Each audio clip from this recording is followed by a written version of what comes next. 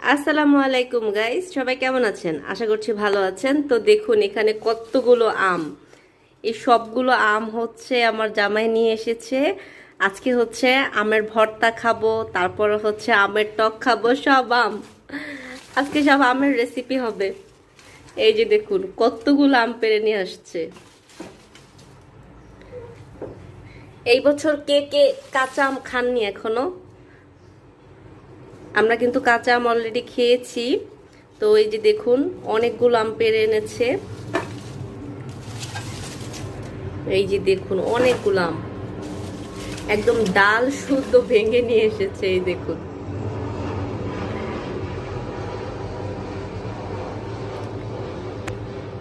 আর আমগুলো খুব লোভনীয় লাগছে দেখতে, তাই না? তো আজকে এই পর্যন্ত কারা কারা এখনো এই বছর আম খান নাই অবশ্যই